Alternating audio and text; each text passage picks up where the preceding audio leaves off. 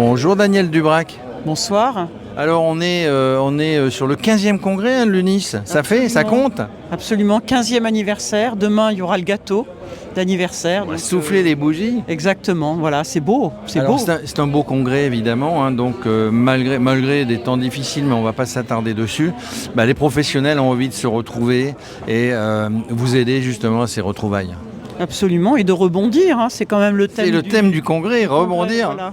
Rebondir, trouver des solutions technologiques, trouver des nouvelles, des innovations, trouver de la rénovation, parce qu'il faut à la fois loger les gens et rénover, c'est quand même le point clé. Et vous avez raison, oui, de tous les gens qui cherchent et de tous les agents immobiliers, administrateurs de biens, il y a du boulot, hein. Il y a du boulot. En ce moment, on est plutôt dans les débats budgétaires, donc j'espère que le logement ne va pas être oublié. En tout cas, on a entendu le côté... on a été sensibilisé au discours de M. Barnier et de Mme Létard, qui est venue à notre congrès.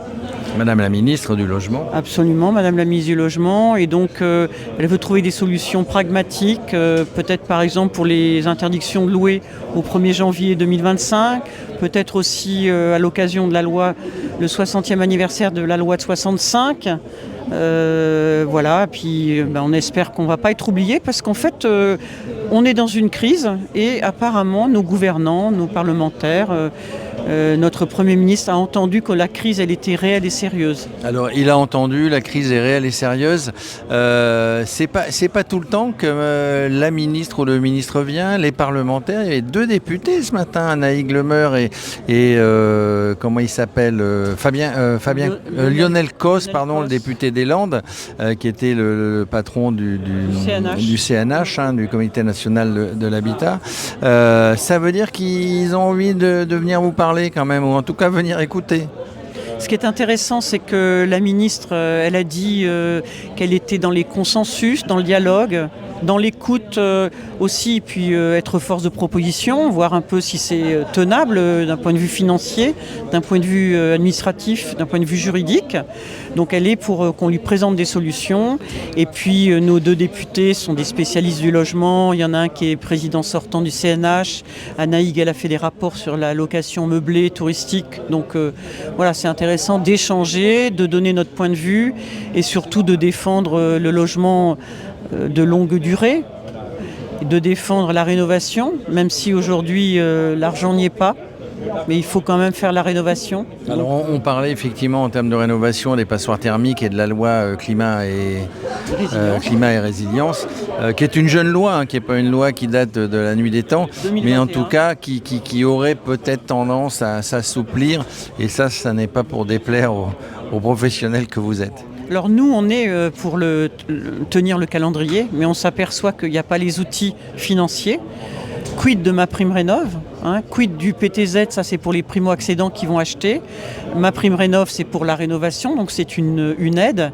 Et puis comme une aide, ça ne suffit pas quand on fait des travaux soit en maison individuelle, soit dans un collectif avec la problématique du vote des travaux.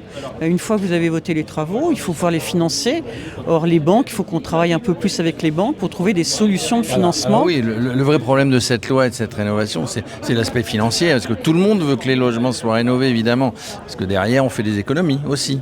Et puis vous avez en copropriété des propriétaires bailleurs particuliers qui sont de bonne foi, qui ne peuvent pas forcément faire leurs travaux parce que la collectivité d'un bâtiment ne vote pas les travaux. Donc il ne faut pas non plus les pénaliser puisqu'il y a possibilité de ne pas payer ses loyers dans ce cas-là. Voilà, il faut vraiment trouver une solution incitative de longue durée. Voilà, on est là pour ça. Un peu de souplesse, vous êtes là pour ça, vous êtes là, force de proposition évidemment, les syndicats, vous le faites bien. Bon, globalement, les partenaires sont heureux, demain les trophées d'innovation, tous les adhérents qui sont venus heureux de se retrouver tous ici.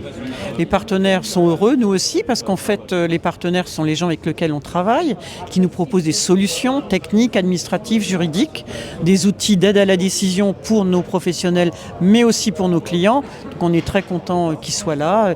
Et puis on a la partie innovation aussi, qui sont des outils pour aider un peu la vie du professionnel dans l'intérêt de ses clients, qu'ils soient locataires, propriétaires. Donc c'est bien, ça matche tout ça. C'est ce que nous disait tout à l'heure Renaud d'Albera, qui est le président de la commission innovation. Oui, absolument. Et il y a des nouveautés, il y a des super trucs, mais ça, demain, on n'a pas le droit de le dire. Ça sera demain, les résultats. En tout cas, merci d'être venu nous parler. Vous avez le sourire de la présidente qui est contente pour ce 15e congrès. Demain, les bougies, le gâteau. Merci Daniel Dubrec. Merci.